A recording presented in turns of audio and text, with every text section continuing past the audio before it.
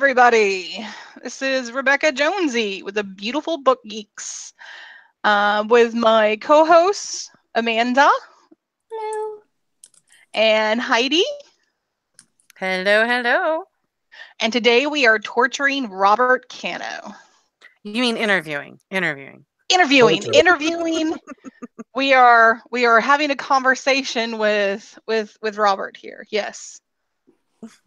Oh, torture. No, huh? no Sounds a torture little, involved. That Iron Maiden, but And I have not set you up for an ass kicking in a few weeks. Nope. fair enough. How are you all doing? I am doing really, really good. This has been a wonderful day so far. I am having the most Monday, Tuesday ever. I'm naked on my first cup of coffee, so. That's a really big cup of coffee. Right? I am now jealous of your cup of coffee in a couple different ways. And this, ladies and gentlemen, is why we let people know up front, this is not a children's show. This is not a kid show. Fuck no. Oh, gosh. Okay. Just in case anyone was wondering. Just in case anyone's wondering, Robert, I've already had a pot of coffee, and it was high test. I'm still waiting for my husband to make me a pot. It's been that kind of a Tuesday. I'm telling you, man, it's been bad. So, Robert, tell those in our audience who don't know you a little bit about you. All right. My name is Robert Cano. I am a writer. I enjoy fantasy and science fiction. I have written a little bit of both. And I also work a 9 to 5 right now, which is not conducive to my writing habits. So it makes it kind of difficult. But, I enjoy it, and gives me something to do outside of the normal Gnashing of your teeth. Yeah. Gives me an escape, an outlet, really, and that's, I think, probably one of the biggest reasons why I write, in all honesty. Oh, I thought you were talking about your job gave you an outlet. Oh, no. Actually, that just gives me a headache, but It gives you a paycheck. It gives me a paycheck. But I've read samples of your work, and I have a feeling that you'll be getting a nice paycheck from your writing too. Yeah, I hope so. Have been impressed. I've read tons of his work now, and yeah, he should definitely be up there on the same rungs as oh my god, I just forgot his name. Joshua. Josh Robertson. Okay. I was gonna say, as long as it's not Terry Goodkind, it was the Robert and the Robert mixing together, and then I was talking about Salvatore earlier, and he's another Robert, so my brain just fried. Yeah, I was telling Robert months ago when I first started trying to woo him over to our right side.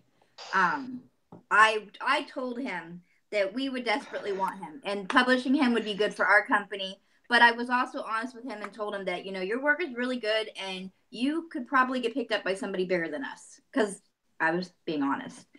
And then Rebekah went in and finished all the wooing, and here we are. Oh, is that what you call it? Well, and one of the things about that is that, I mean, his work honestly is good enough that he could do like a lot of indie publishers and publish it himself and keep all the money. Yeah, but he said he didn't want 9 to 5, having a team to help promote, and that's one of the benefits of us over a lot of traditional publishers, or even a lot of indie publishers in the space, is that we give as much as we can of the indie experience. Like, we keep our authors involved in every step of the decision-making process.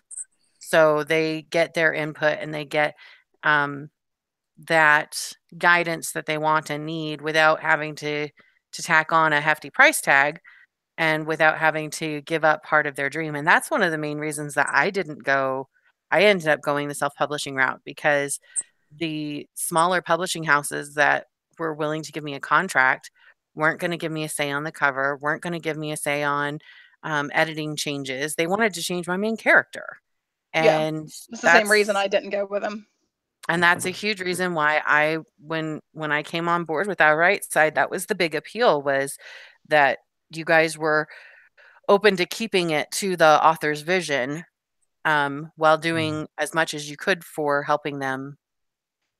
Yeah, except poor Robert. He's Do got that. like the most vicious dev editor we have. That chick's a bitch. I don't know. Have you seen She's not that Paul's? bad. I've dealt with worse.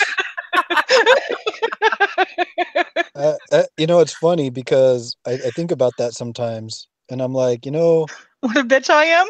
no, quite the opposite actually. Because okay, so when I started writing, I actually started in poetry, right? And this was back in when I graduated high school and started college and got my first girlfriend, and I was being all romancy and it was crap. It really was. That poetry, I'm glad I didn't keep any of it. Um, but what's interesting is it started something, right? And to me, that was kind of the big deal, was that fire that burned, right?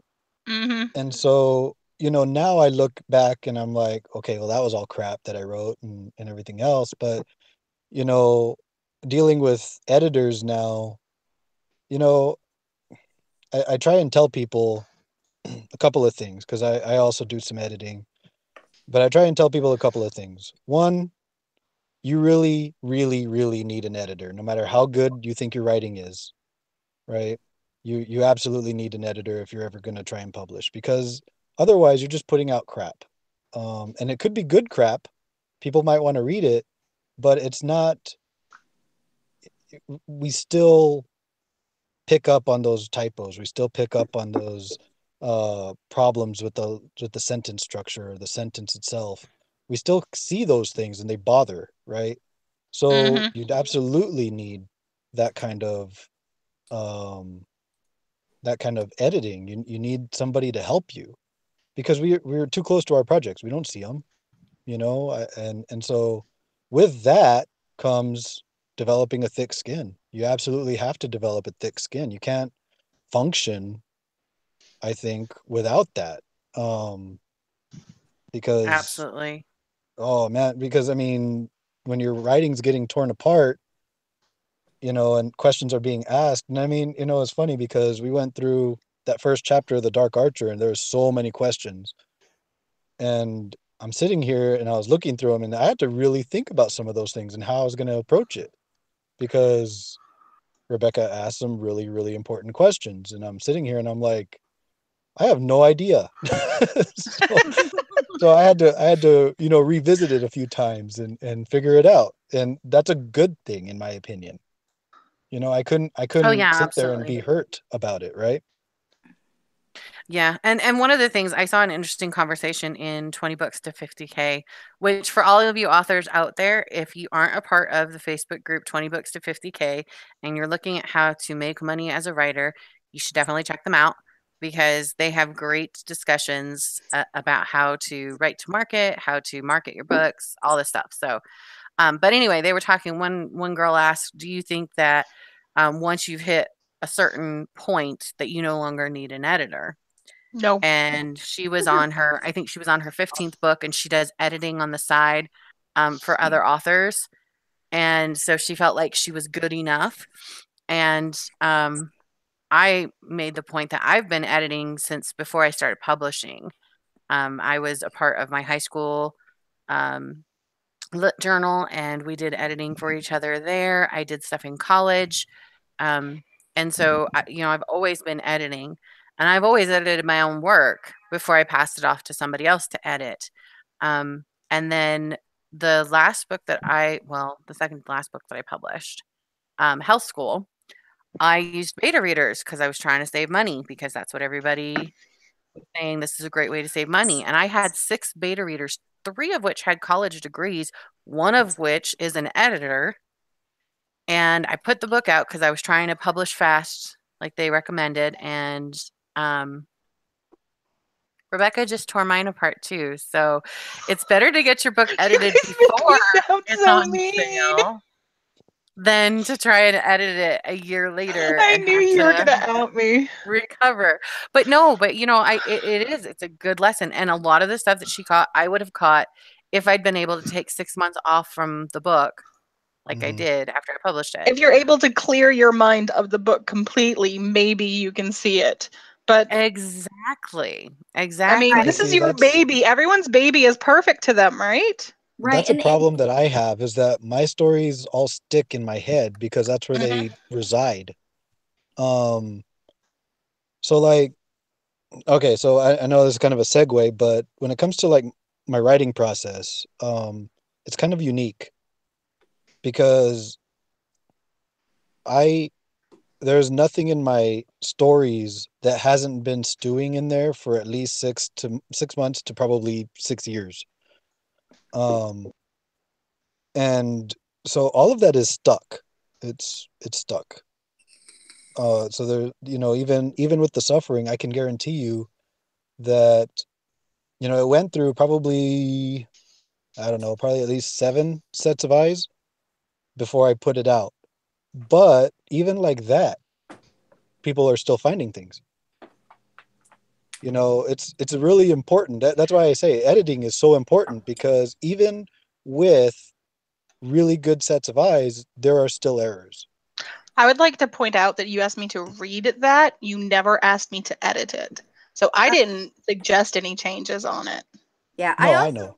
I want to also point out that there are different types of editing, and that's another thing that authors Yes. need to look at. Because an example in my case of where I got tortured by Rebekah, I have my Soul Purge book that I have been working on for years, and I just got to the point where I was stuck because I know the story so intimately that when I read through it, I am not on purpose, but I'm filling in the blanks in my head because I know everything in it by heart, the storyline, the characters, everything. And over the last few years, I've only been able to get one or two people to look at it, and nobody makes it all the way through. So I was losing motivation because I needed feedback on it. And after Rebekah went through it and like left so many comments that they were stacked on each other, now I am excited about getting it done. So developmental editing is just as important as line editing. Yep. I just realized I've realized once Heidi spoke up, I've done dev editing on all of your books. Yep. Several of your books, actually. Wow. Heidi, your beautiful face is showing. Just letting you know in case it's not on purpose. Yeah. I think she might be having headphone issues. And we can't hear her now either. Uh-oh. She muted and unmuted. Okay, there I go. I just didn't push the right button. My bad. Just ignore me. Hey, at least you're wearing pants this time. And a shirt. Yay! Yay! You got me. Sort of a shirt. Day.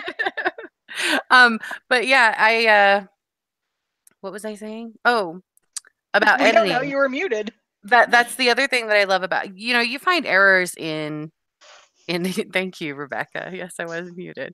You find errors even in traditionally published books. Mhm. And that frustrates me, but developmental editing is actually so much more important than line editing, because even with line editing, there's going to be things that slip through. The more eyes you can get on it, the better. But with developmental editing, those are the mistakes that your readers are going to catch, and they're going to be far more likely to catch than the line editing mistakes, because most readers, depending on your genre particularly, but most readers have at best a 12th grade reading level.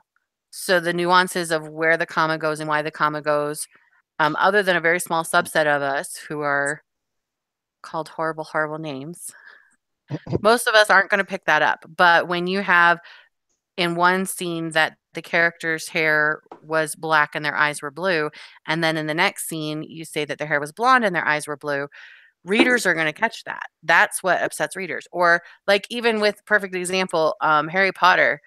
Does anybody know Hermione's middle name? No. Well, a true fan knows that she has two middle names and they were different from book to book, which means that she had a different developmental editor from book to book. And that's how that slipped through. And the readers, I they don't pay caught attention. that. They didn't catch the fact that she uses a particular style of editing and that her commas are weird because of the style of editing that she uses. Yes, I did. That I know. But most readers don't. Most readers don't care about that. But the fact that Hermione has two middle names really freaks a lot of people out. So that's more important than, but dev editing it's tricky. So I I would sympathize also with. actually, I'd like to point out, because this happens to a lot of authors, like Robert was saying, you've got this story in your head, right? You know your story, right? You've lived with your story for years. It's in your head, it's in your blood, it's in your soul. And then you start writing it. A lot of times what you end up writing is a legend because it's transferred in your mind because it's been there so long. It's turned from a story into a legend, into a myth. And so when you start writing it down, it comes across not full anymore because it's lost pieces over the years. That's not to call her out or anything, but that's what Amanda's was. Amanda, when she put hers down, it reads like a myth, like a story that you would tell around a campfire. It read more like the Silmarillion versus Lord of the Rings. Exactly. Yeah, I could grant you that. I made it about halfway through Soul Purge, and I love it, but there's a lot of gaps. At least from the version I have. My version's like older. There were some gaps and stuff that I noticed, and little things that we've talked about, over time, and I know she's been working on that. So well, which is as her good. editor, I'm not allowed to be nice. I have to point out those gaps. Yeah, absolutely. And I love it because in my head, that story is epic. And I say this as somebody who loves epic fantasy. Mm-hmm. And I just need to make sure that it gets out of my head epically. Yeah, once all the words are there, it will be epic.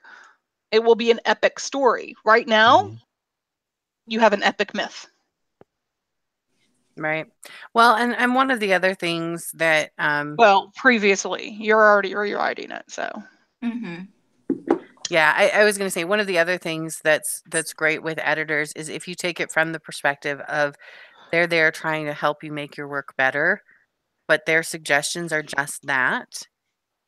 You don't have to get upset for every little thing. Maybe like if I had an editor suggest that I should change Claire Angel's name, I could have just ignored that and taken the rest of her advice and done just fine. I did have an editor that did that, by the way. Not Rebekah, ironically. Rebekah got it and she appreciated it. But that's one of the benefits Her of name being can't be able anything to... other than that. I know, right? That's what I said.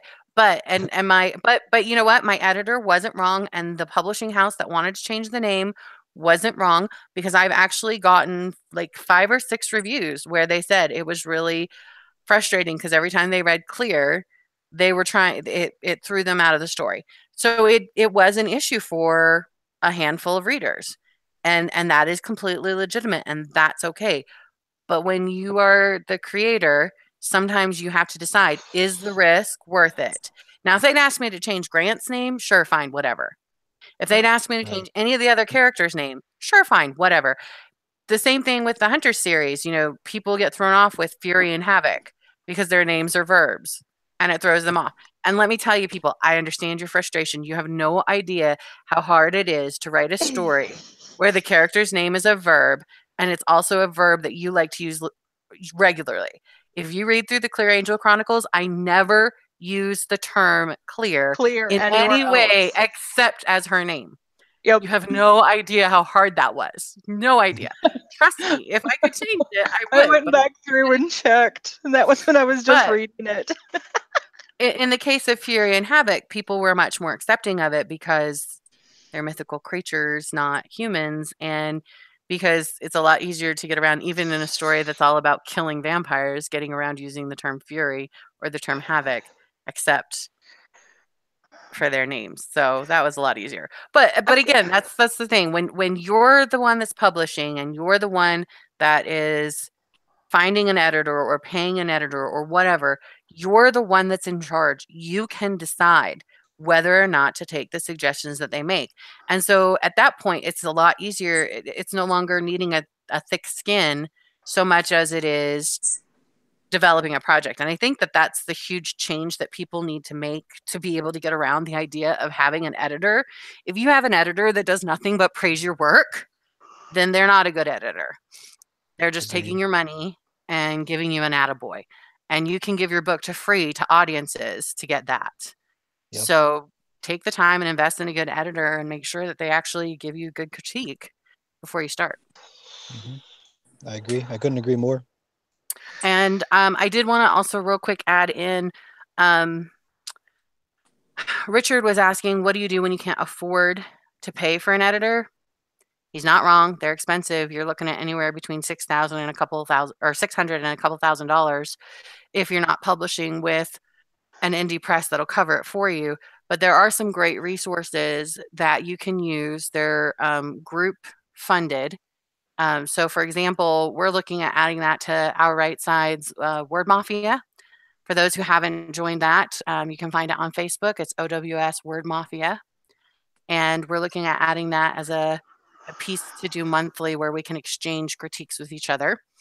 The other thing is there's a group that's called Write, WRITE, it, and Write, RIGHT, it. That's on Facebook as well. It's run by Diane. I can never remember Diane's last name. Wolfenden. Oh. I think that's it. I'm always so bad about her name. Anyway, she's awesome, and she's got a great team. There's like 20 people over there. They do a bunch of different genres. One of the things when you join groups with that, like that, is that, again, you want to make sure that you don't take all of their critiques.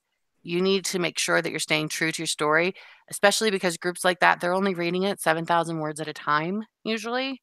So they can't give you all the information. But those are great resources to be able to crowdsource editing your book.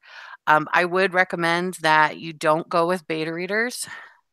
Like I said, that didn't go so well for me because beta readers are just readers. And sometimes, especially if you're an established author like I was, they didn't catch the errors because they were too caught up in the story. And they didn't want to tell me that I was wrong because it was my story and they weren't writers. Other writers are perfectly happy to tell you that you're wrong. We are totally happy to tell you that you're wrong. Is to, if you have a literary skill to offer, looking for somebody who will barter with you. So if you know that maybe you're a great cover artist and you have a friend who is a great editor, there's an opportunity to network and exchange skills so that you both can get a little bit further in your publication journey, which is what our Right Side was originally. That was the concept that we were originally founded on, was trading services within our group so that everybody could get ahead. And then we just keep growing. It's awesome. It really is. Oh, some other great resources for the line editor side of it, the copy editing. Pro Writing Aid is absolutely amazing in helping you to tighten up your text. And then also Grammarly. The free version of Grammarly is excellent for helping you catch where you need commas and where you don't. They don't teach you the rules, though. That's the only thing that I find frustrating. And that's one of the things that if you do editing through our Right Side, we're really big, whether you're being published with us like Robert is doing, or whether you use one of our paid services, we send links to suggestions. And it's a lot easier with the line editing, but with the dev editing, like if we find things that we're like, that fact doesn't seem quite right, here is a link that describes that problem that you're having with your story. We need you to show, not tell. Most readers are like, okay, great. I don't really understand what that means. So we send a link to a great article that talks about what showing is versus telling. We try to educate while we edit. Yes, and to build on that, our Right Side actually has a very close relationship with the people who own and run Pro Writing Aid. And we have a couple articles on our website that explain the different features. For example, in the beginning, a lot of us were like, what does it mean when it says vague words? Because it'll highlight. So they actually wrote us an article, and that's on our site. And here in a couple weeks, we have another article coming from them where they are going to explain how to integrate Pro Writing Aid with Scrivener. And if you guys have any other questions in regards to the functions of Pro Writing Aid, if you send them to us, I can send them to Lisa, and she will provide an article for us to explain them. I'm done. You did not know that. Yep. Oh, yes. Also, I'll put a link to Pro Writing Aid. They have a free version that works just fine if you want to use that. But I love the paid version, and I think it's only like $20 for the year. But we actually have an affiliate link that we'll put in the description that I'm a slacker and haven't used yet. But we'll put that in the description for those of you who want to get the Pro Writing Aid Pro. It's great because it actually plugs directly into Word and Scrivener for those who use Scrivener. And you can just click it and it will go through and highlight everything all at once. So you don't have to upload onto their cloud and take forever. Right. So I love Pro Writing Aid so much. I've been using it for my own, and it has made such a difference in my writing. Yeah, I love using their software, and I love watching them grow, because Pro Writing Aid and our right side started around the same time. They were a little bit ahead of us, and they were actually the first sponsors. Pro Writing Aid paid for the entire first year of our right side's website needs. So they were one of the organizations that helped us get going.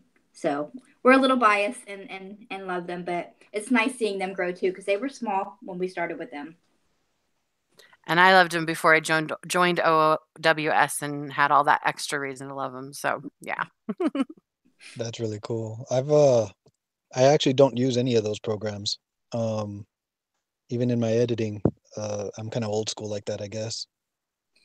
But yeah, that's actually really good information, because, I think when I am editing other people's work, what I see the most is, like you pointed out, showing, telling, they tell something instead of showing me. And now I am one of those who advocate for both, because there are times when you want to tell. Mm-hmm. Oh, that little absolutely. Yeah. that little bit of exposition, or that little bit of whatever, as long as it's done in a natural way. Some people incorporated it into conversation, the dialogue. Some people incorporated it in other ways, but maybe a book, right? Like that, I like using that tactic where one of my characters, they discover like an ancient tome, and they open it and they start reading from it, and that information that they get is really important to the story. Yeah, and that's a perfect way of doing it. Right.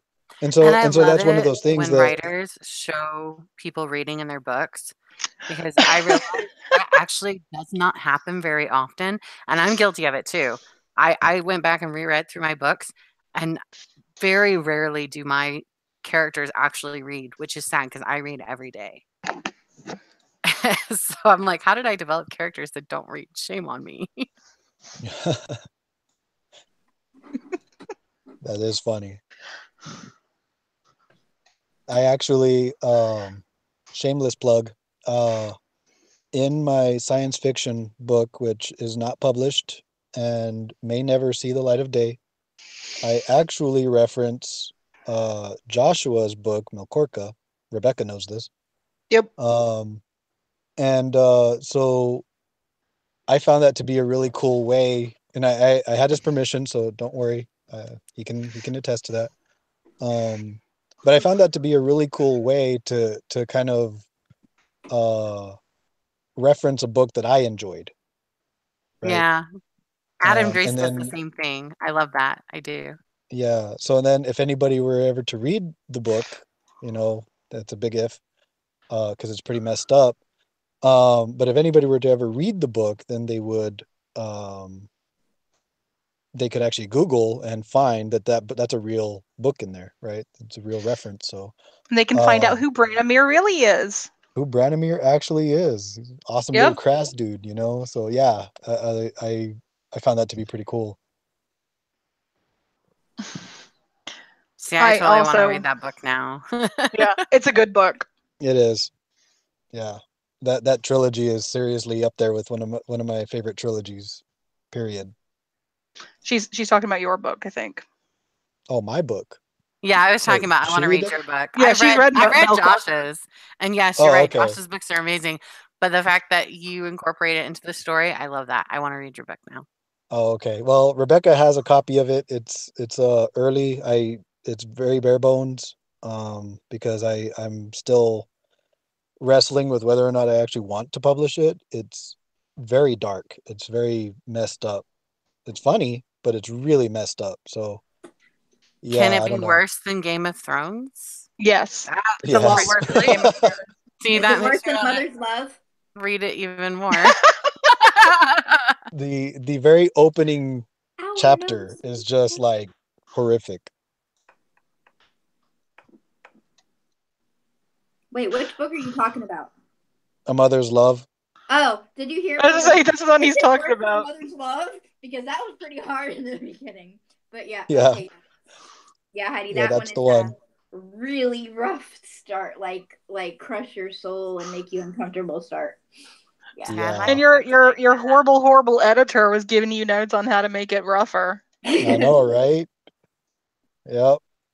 And Like this part doesn't really jive. It's not quite cruel enough. It's not actually going to break his brain the way you want. You need to like combine these elements here. yeah. And as Joe rightly pointed out, there's an audience for everything, Robert. Speaking of Joe, I think we talk about him every episode, but I read his Amongst the Killing, Uh-huh.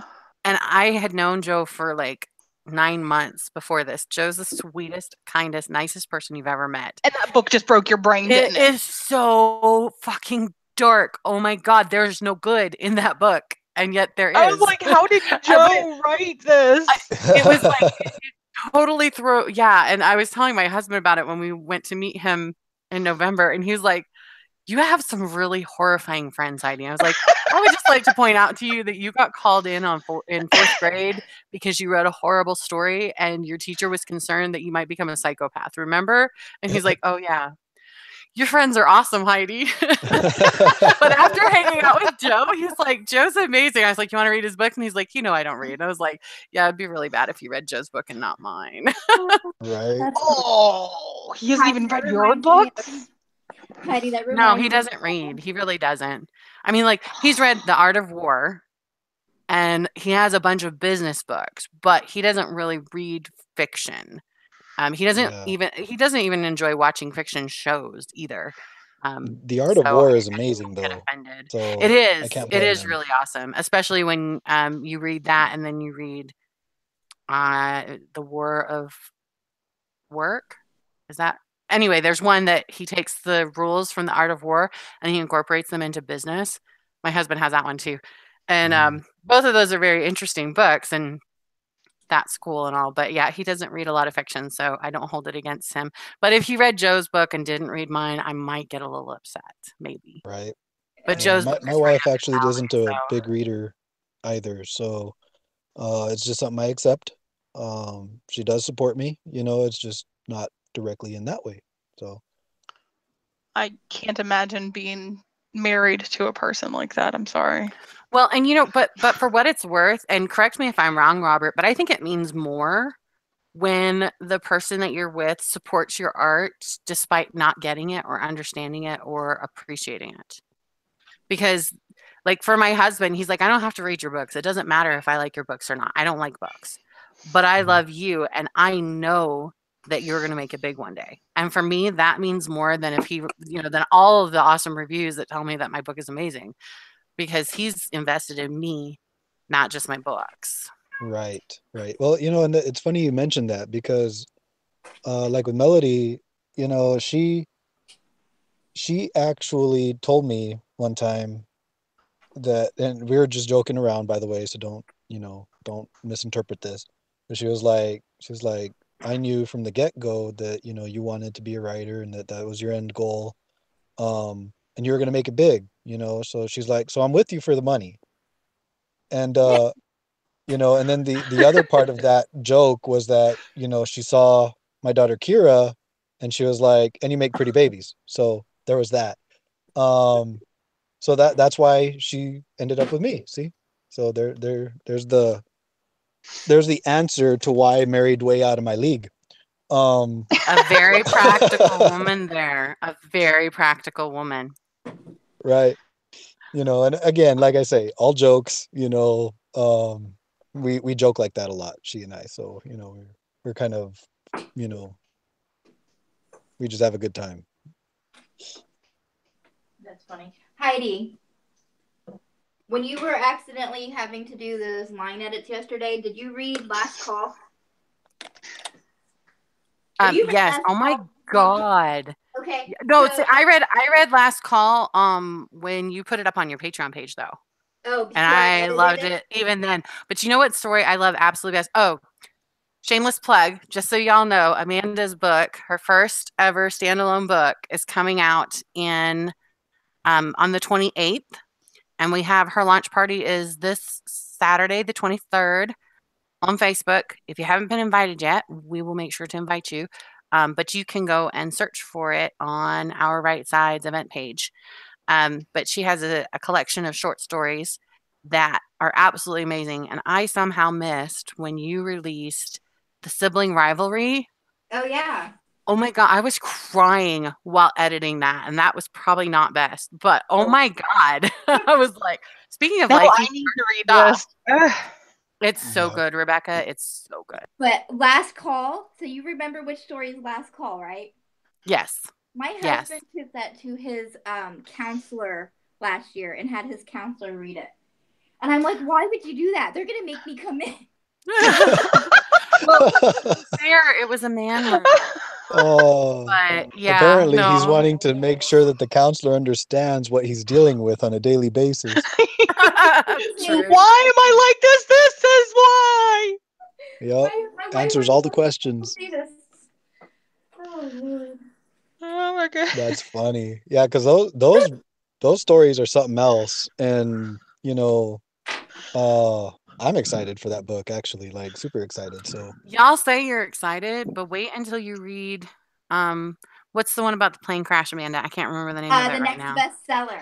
After you read next bestseller, you might want to distance yourself a little bit from Amanda. I'm just saying, as an author, I was a little concerned. Yeah, Amanda's a lot like Joe in this. Is like, how is this person that we know so well writing this horrible story? I can't stop reading, and I will never look at her the same. I'm telling you, man. It's like I tell people though, some of the kindest, gentlest people I know in life have the darkest, most cruel backgrounds in history. I think there's a correlation there where we don't want to be those people, and so we find an outlet for it. And maybe just for us, it's writing. Yeah, absolutely.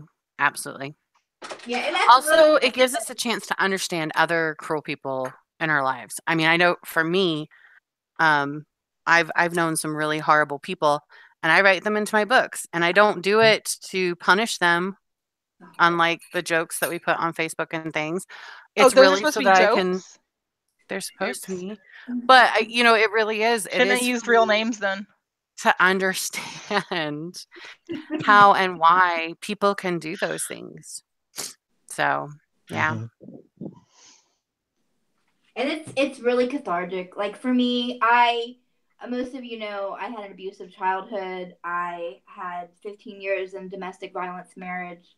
I had to run away to escape from not dying.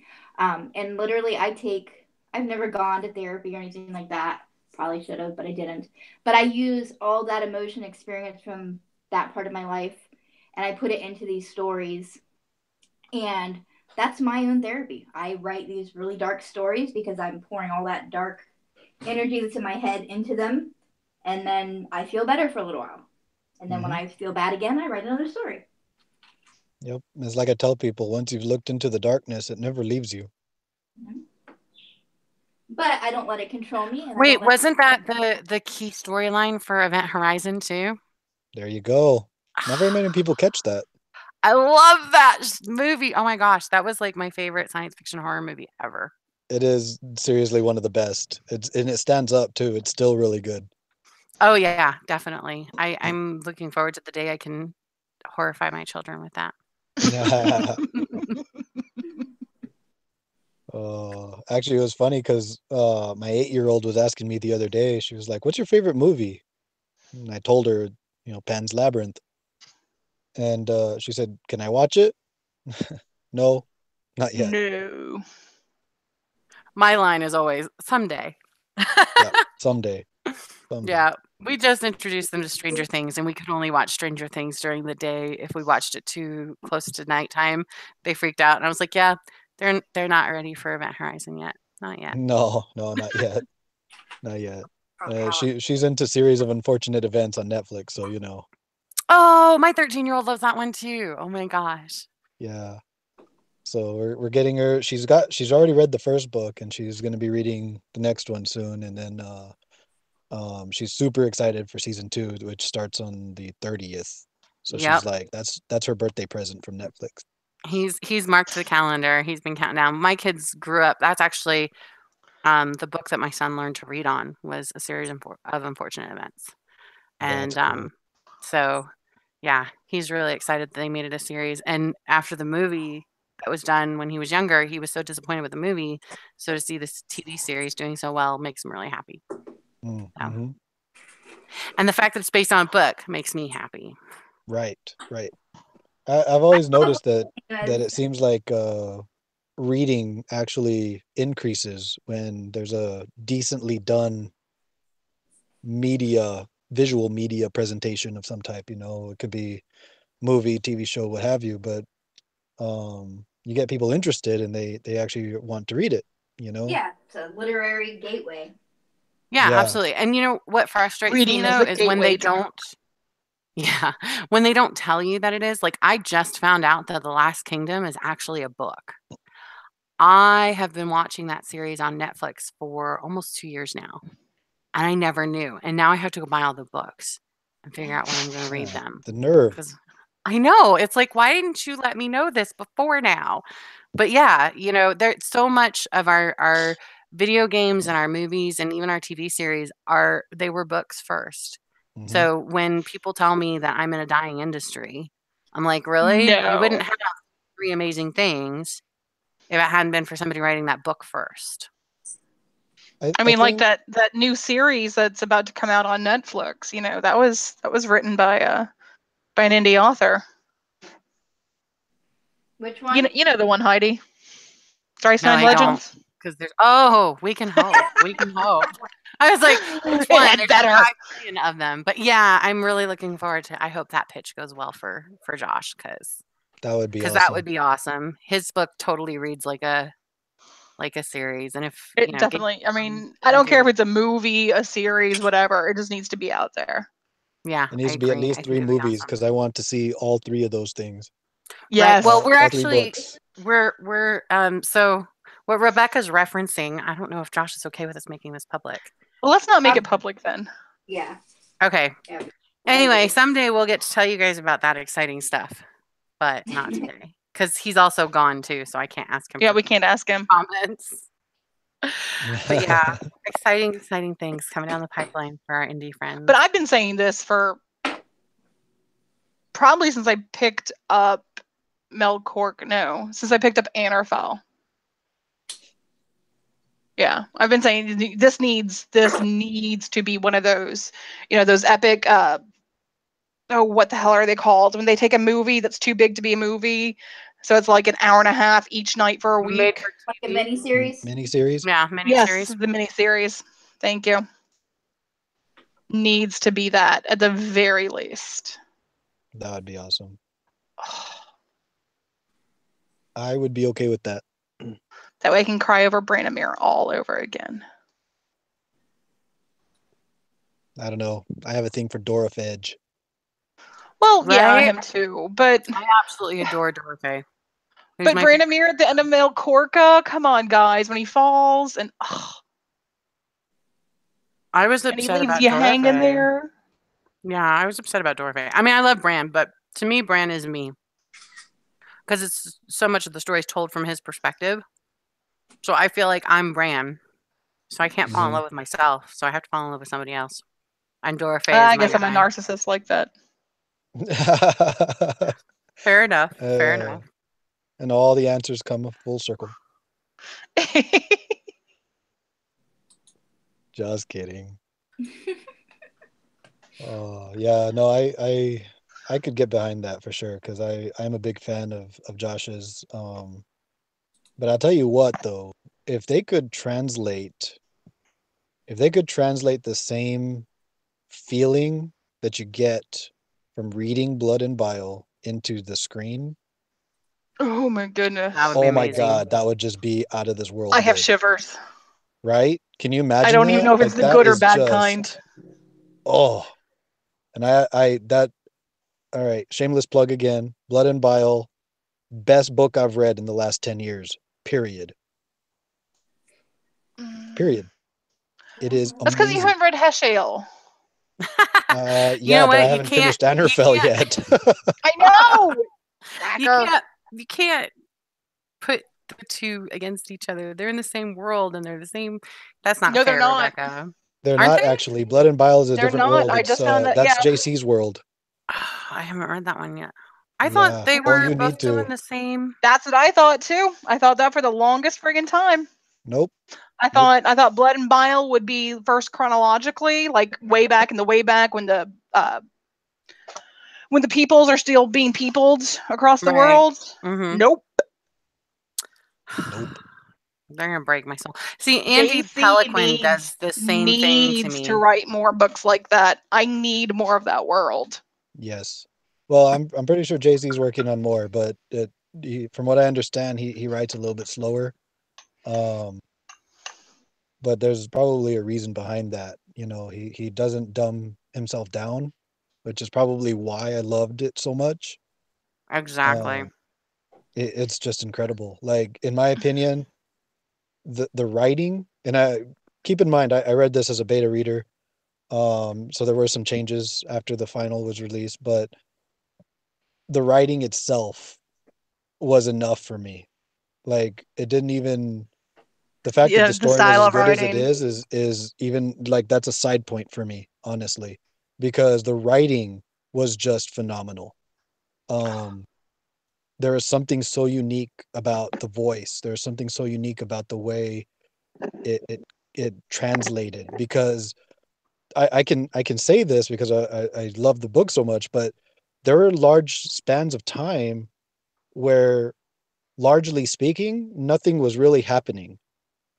Yet you had this feeling deep inside your gut, right? That something dark, something sinister, like it was in there. And I don't know how he And pulled it it's off, but it moving was so around good. and maybe gaining strength. You can't quite tell. Yeah, Oh, I loved it. it was so good. I mean, every tiny little, like her getting a cup of water, all had meaning too. Hmm. So there's nothing big happening, but definitely the scene is setting, and everyone knows as you're reading the book that there is something out there that is growing in strength. Right. You just don't know what that is. There's an underlying maliciousness to not just, and the setting could be really pretty out. It could be, a sunny day and the snows are out, it's all snowed and so it's very pretty white and whatever, but The there was whole still world is something sparkly, malicious and underneath it all. There's something dark and sinister. It was just so good, then you wipe away the snow and the ice, and what do you find underneath? right? Blood and bile. Blood and bile. That's Wow. literally one of the scenes. Yep, That's so dark and twisted. I it is. love it. It was so good. I don't even know if I could talk it up anymore. It is I tell everybody that I know, I usually push people to Josh's work for sure, but I always mention Blood and Bile because there are very few books that make me excited like that one did. I mean, I'm talking my favorite book of all time is Hannibal by Thomas Harris. Um, Mm. so when I say Blood and Bile is up there with Oh, it that is, book, isn't it? there's weight that is carried to that. You know what I mean? Yeah. And see, when I say You're I love right. a It is book, right. It is doesn't right up just there much. with it. Yeah. Hannibal has a much happier ending, but Oh, Yeah, I God. don't like. Odd thing to hear.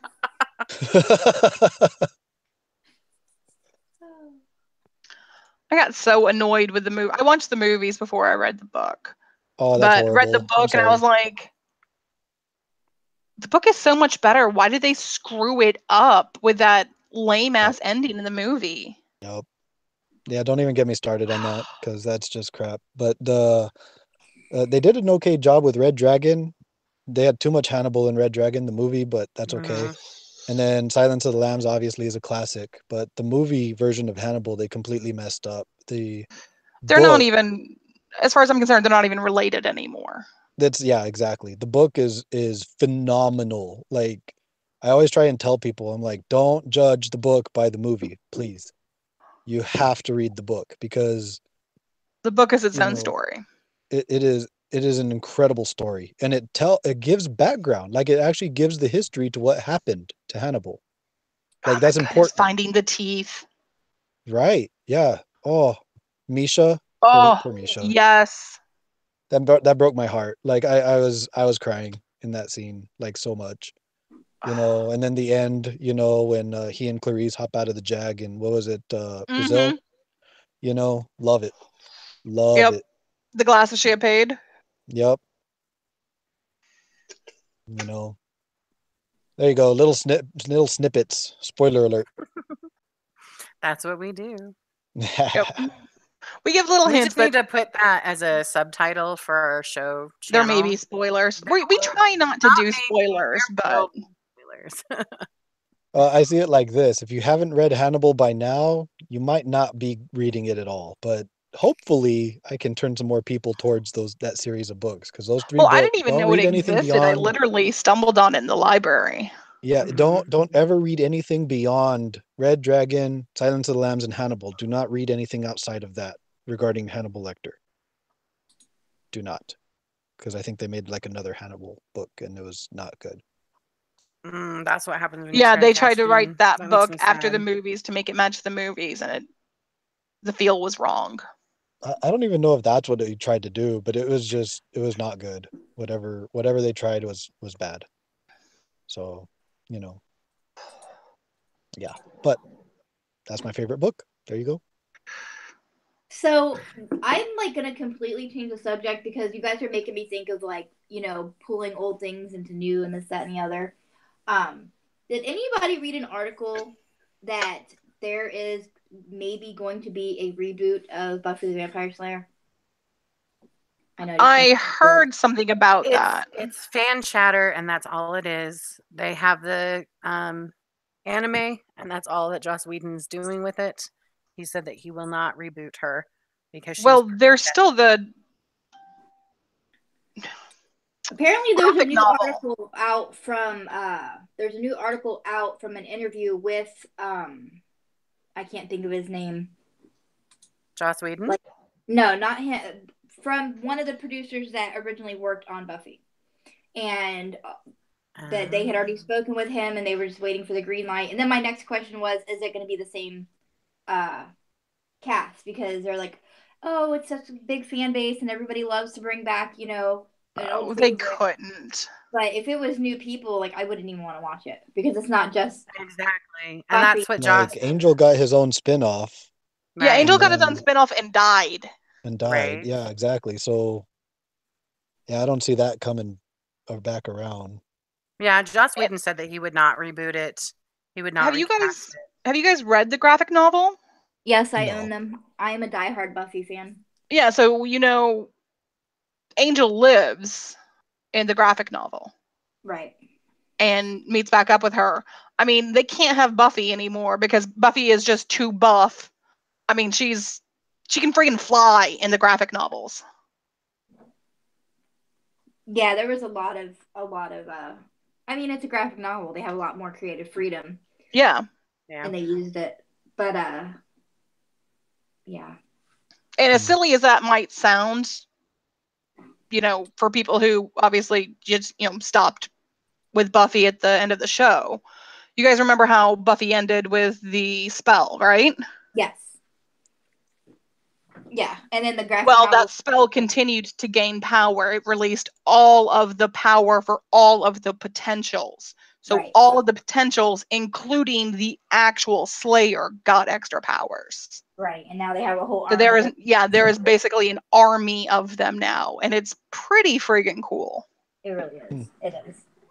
Yeah, I Yes. Also, flying sex scenes. Wow. Okay. So I was just reading this article. The article you're talking about is the one in the Huffington Post, right, Amanda? No, that I didn't read that one. It was what was it on? The name of the website had the word pink in the title. It was like Pink Views or something. Okay. Well, I the remember the name was her. Huffington Post picked it up too. Sorry, and they are basically other people are on board. The producers are on board, but Josh Whedon is the holdup. And he's always said he's not going to reboot the series because it's perfect the way it is, and he doesn't want to mess with that. Yeah, because the And I guy think isn't he's busy not enough wrong. as is.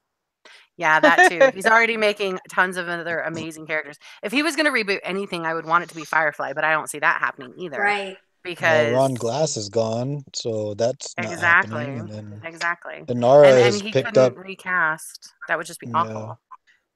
yeah, I Yeah, don't they see would that basically happening. have to do a whole new ship and everything. And then what's the point? Yeah. I know Yeah, for me, exactly. my thing was, you know how there are some fandoms where you are just die hard. And for me, it's the Buffy fandom. And when I finished season 7, I watched it off and on when it was on TV, but then as an adult, I watched the entire series.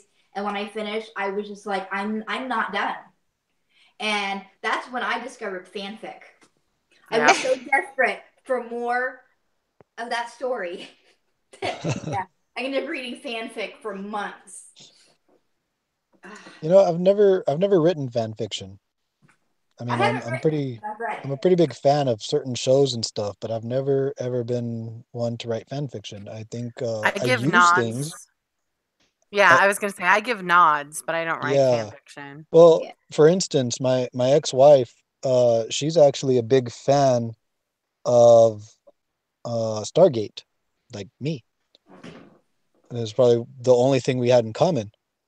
But um it's funny because she read The Suffering and she was like, there's a lot of nods to Stargate in here. Yep. And I said, there's even more nods to Stargate in A Mother's Love. Uh, and you know, it was funny though that she picked up on that. And then for those who are big gamers like me, who play MMOs like World of Warcraft or Guild Wars, you will see a lot of stuff that I pull from those games. A lot of ideas. That reminds me of the book I'm reading right now. Go ahead. Yeah. I'm Well, reading for my instance, right right? now. So I wrote the original version of Raven's Dance to be included in the Maidens and Magic anthology some years ago. I remember that. Yeah, and it came out to about 17,000 words, and I still have it in its original form. But when I sent it, I think I had sent it to Josh, and I don't remember who else.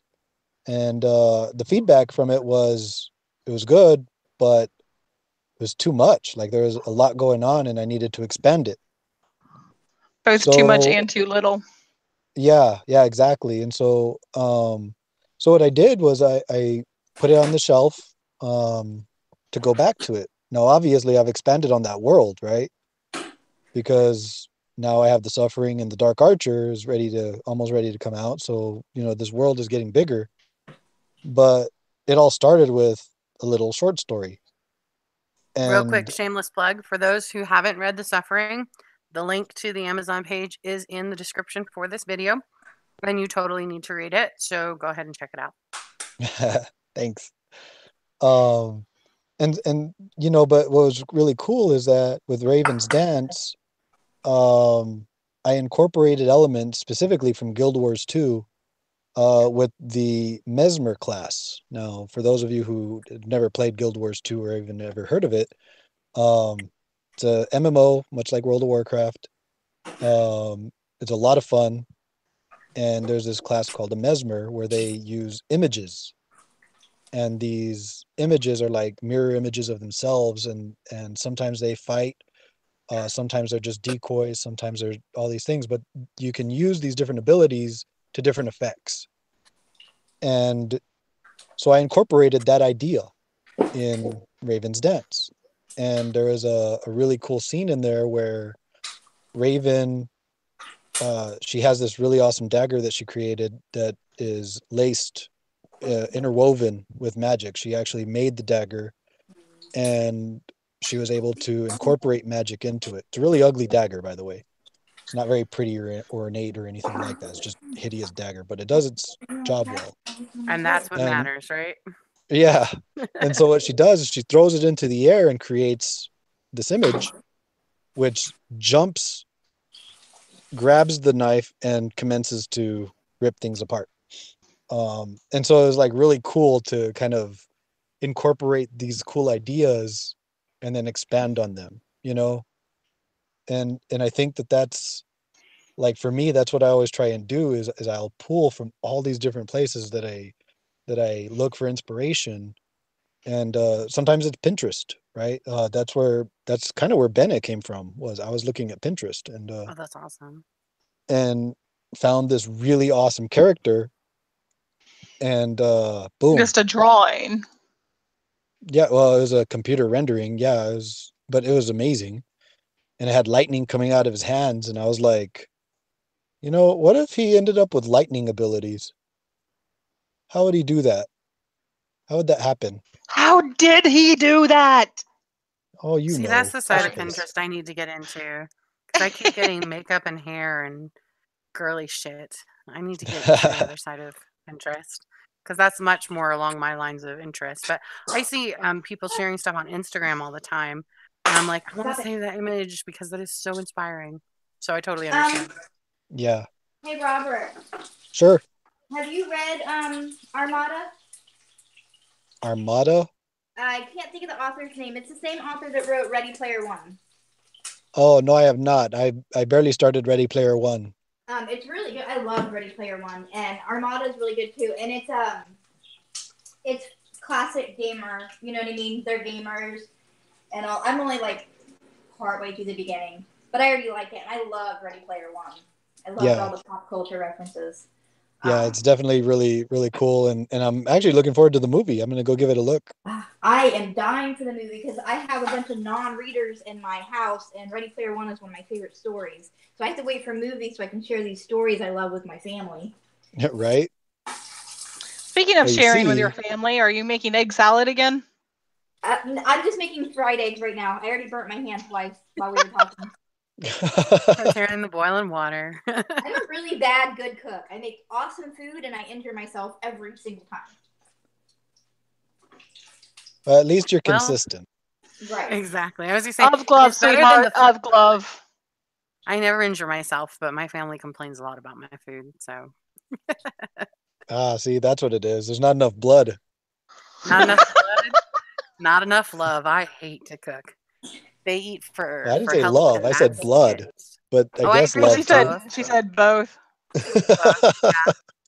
I agree. Both are required, and I don't give enough of either. Unfortunately, you guys, we have managed to talk over an hour already. Oh no! Technically, only by 3 minutes because we got started. Technically, only by 3 minutes because we got started 10 minutes late. I'd just like to point that out. So we're doing really good for us right now. But yeah, we do need to wrap it up. I do want to give one more plug. For those of you who love meeting authors in a format like this, you need to come out to Brain to Books Cyber Convention. It starts April 6th and goes through April 9th. It's all online. And you just look up B2, the number B, Cycon, CYCON 2018. And it'll take you to the website that will direct you to everything that they have going on.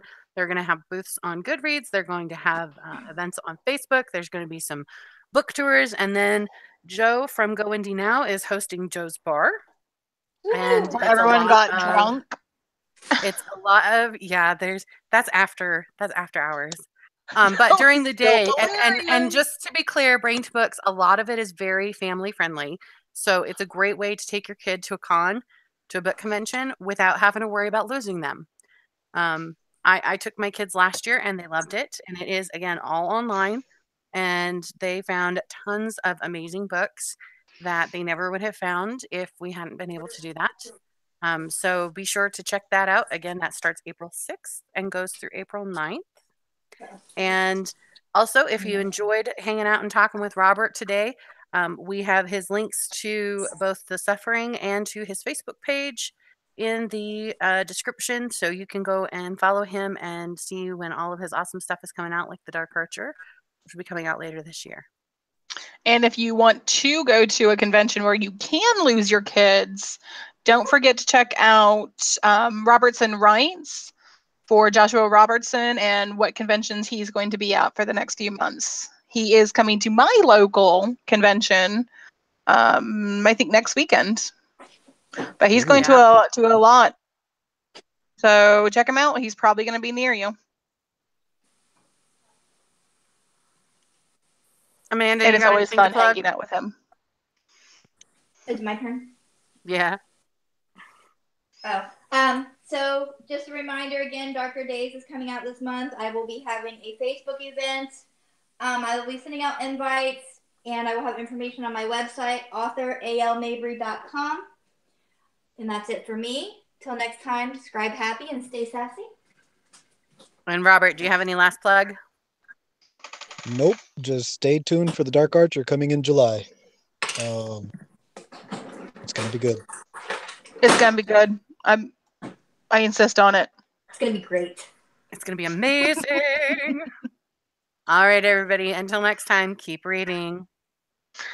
All right, everyone. Read well and prosper.